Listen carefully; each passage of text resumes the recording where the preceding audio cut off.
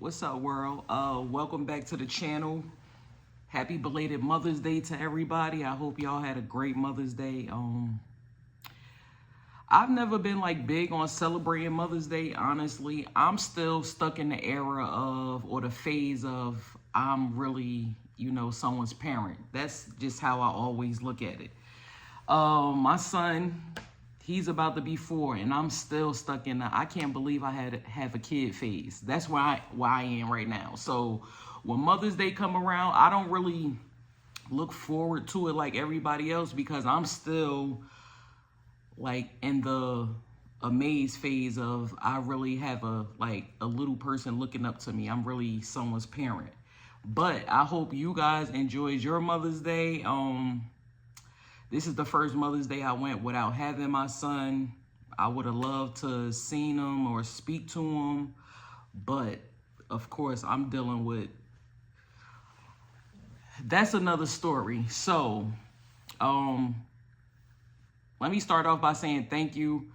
Thank you to everybody who's viewed the video. Thank you to everybody who's reached out via text, DM, instant message, everything. I really appreciate y'all. The ones who really know me, y'all know I'm not doing this for attention or anything. That's never been my thing. Like, I'm the funny one out the crew. I'm chill, laid back. Like, I just want to joke and have fun all day. That's me. But I do appreciate y'all reaching out. I love the feedback that I got from the first video. I really can't wait until I'm able to dig into the title of the channel, so I can really get into the aftermath. Based off the first video, you guys kind of can figure out like what I'm going through. Yeah, just shout out to y'all. I appreciate it, for real. But we're gonna I'm gonna break down a couple of things, a couple of questions that I've got per last video. So there was some, I don't want to say mixed reviews, but I did get a few adoption questions. Shout out to my homegirl who's about to start the process with her wife. God bless. I hope everything work out for y'all. I send my love. Like, shout out to y'all. The adopting thing. So what I do know, because I'm not like too familiar with it, I can just put myself in the shoes of, I guess, the example. So the whole IVF process, with my son and and parent B, that was an option for me. It was like, if I didn't want to wait and go through the process that I'm going through now, that I could adopt my son and get on a birth certificate. I just felt like that was disrespectful for me to adopt my biological child because, again, listen to what I'm saying. That's my biological child. So me adopting him was never an option. I'm not adopting my child. Like, the other party would come off of the birth certificate before I ever decided that I'm going to be the one to adopt him. I'm not adopting my own kid. So therefore, that still brings me to, what I'm going through right now. As far as the court situation, like that's one of the things that I'm trying to have happen also. Parent B has to come off and I have to be added. I'm not adopting my biological child to get on his birth certificate. It makes no sense. We're not gonna have it make sense when it come to me. It makes no sense. But if you are going through the IVF process, say you're me and parent B, you're using her embryo and parent B is going to be the carrier, that is an option for someone in my shoes. I would be able to adopt then because it's a process that we're doing together, and that still legally will give me certain bearings and everything as the other parent for the child. That's only if we're going about it the option that I just gave y'all. That's not the option route that we took to have my son. So therefore, I'm not going to be the one to adopt him. I was open to letting parent B adopt him so she can be on a birth certificate. I'm no longer open to that. It's basically, that's not going to happen. The roller coaster ride that I'm on right now, I just can't let that happen. Like, I was open to it because, again, I'm the willing party in this whole situation. So I was open to that route, but I'm not open to it anymore. once she's off, she's off. I'm not playing a game of, oh no, you can, I'm not doing it. I'm just not doing it for the sake of myself and my child. I can't do it. It's too much going on right now. Again, I didn't even get a chance to speak to my baby on Mother's Day or to hear his voice or to see him. I haven't been able to do any of that. So as things happen and as things go on, my feelings towards the other side, I'm not gonna be the nice one and make things easy, because again, people are making it extremely difficult for me out of the blue in my eyes. So yeah, that's not a route I'm going. But if you're going that route with a person, you can adopt. You can adopt. It's a long, lengthy process. I can't really tell you the process because that's not a process I looked into, because it wasn't an option for me. But you can look into the process of adoption. That is a process. That is an option for the other parent also. It was something else. Oh, when you do the IVF process, whichever clinic you use, from the research that I've done prior and recent research that I have been looking at, whatever IVF clinic you use, they have to offer, or they have to mention, counseling.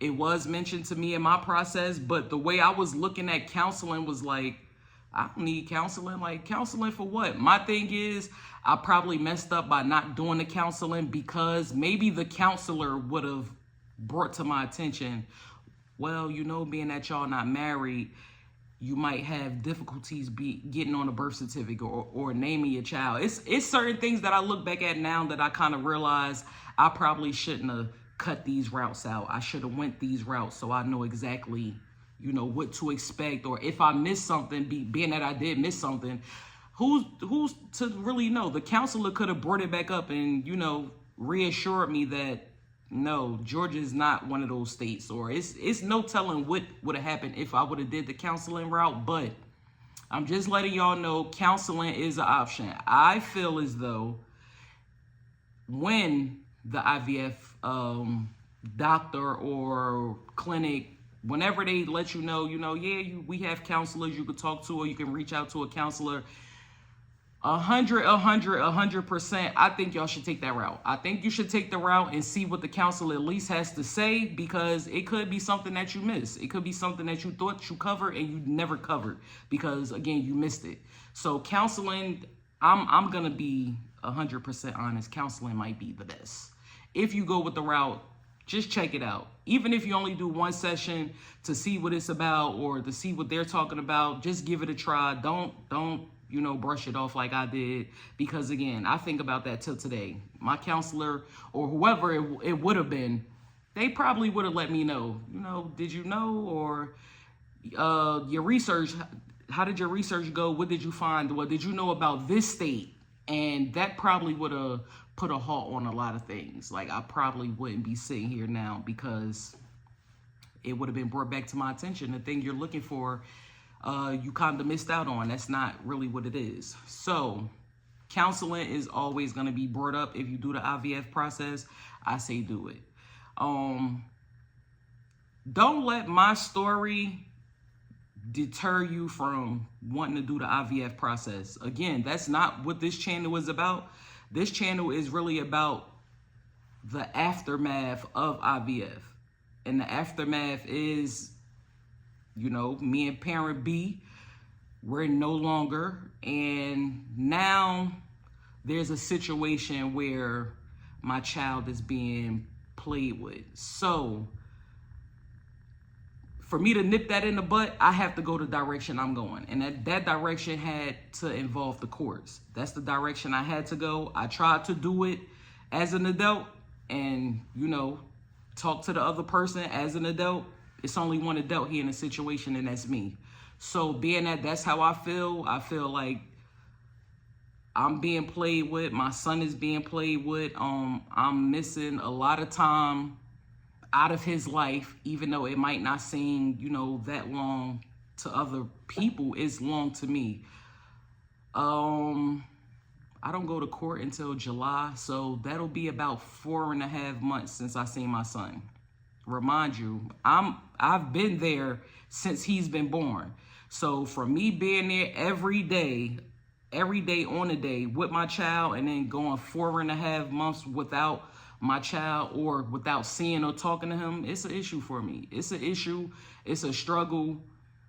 And this channel was really basically, I know I'm not the only person that might have doubts if I'm doing I had certain doubts on doing the process with this person.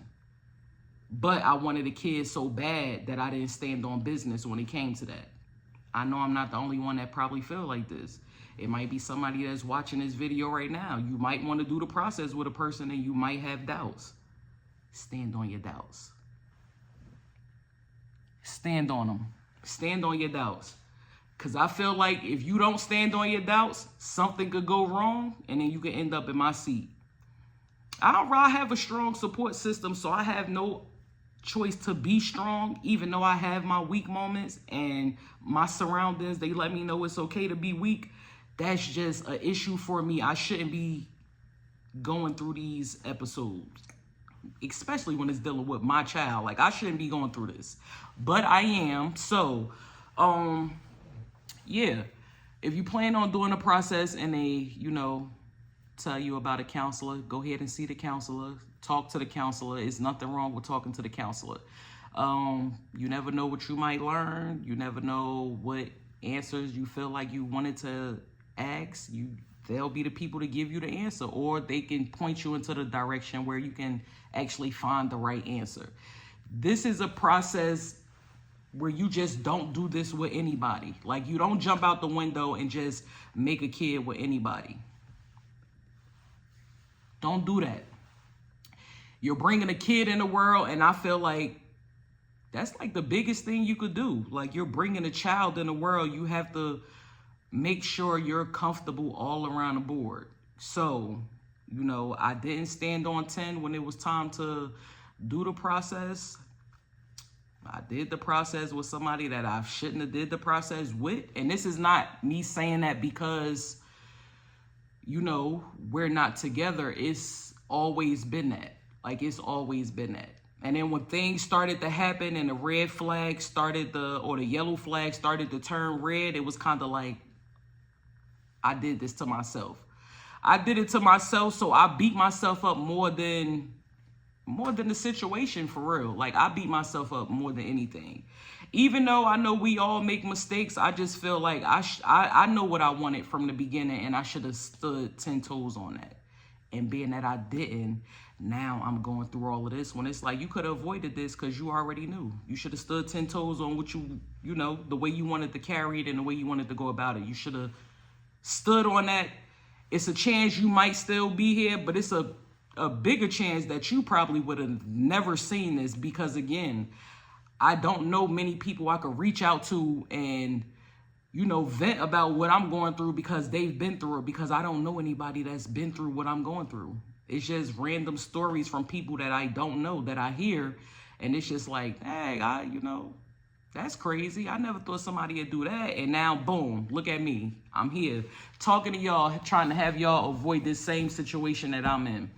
But, yes, the counselor thing, take advantage of the counseling. Make sure you do your due diligence with your research. It all goes by state. It all goes by state. And one key thing I'm going to give you to narrow it down, whatever state you're in, that's how you Google to find your information and your research on the IVF process. If you're in, I don't know, let's say you're in Missouri, you Google IVF process, Missouri laws, and it's going to give you everything you need to know. They're going to bring up a million links. You jump link from link. You know what you're looking for in it, on why you're doing the research. The key points that you're looking for, write it down. My best friend is huge on writing stuff down. Write it down. Check it off. That way you know for a fact you didn't miss anything, because this is what I'm really trying to figure out the answers to. I need to know these because I live here. Write down whatever questions you have, whatever answers you need, because the IVF doctors, they're by law, they only can tell you so much. They can't go into certain details with you. The doctor, she couldn't, let me know about, oh, Georgia is not on the list. They can't do that part because it's kind of like they're giving you advice that they're not really licensed to give you, so they don't do it. That's why they offer counseling. That's like the best way I can say it. That's why they offer counseling. So write down the answers that you feel like you need to know. You Google your state, see the laws in your state, and then you check off whatever's on your list. Once you find the answer, you check that off. That way you know for a fact you haven't missed anything. It's 2025. Libraries are still active. I've even been to the library. So just get active. Just be extra active. If just don't let anything blind you from what you want. If you want to go about the situation a certain way, go about it that way. Don't let anybody talk you out of going about it how you want to go about it, because again, I just want everybody to miss this stage that I'm at right now. I don't want anybody to have to set up a camera and let y'all know that they haven't spoken to their child or seen their child, and then the next time they might see their child is going to be months later. That's a bad feeling. It's a bad feeling. It's not a good one. But yeah, I'm going to try to drop at least 2 videos a week. I'm going to see what I can touch on as far as my process, and then I'm still going to bring back more IVF information. But for now, that's all I got. Again, happy belated Mother's Day to all my moms out there. I appreciate y'all.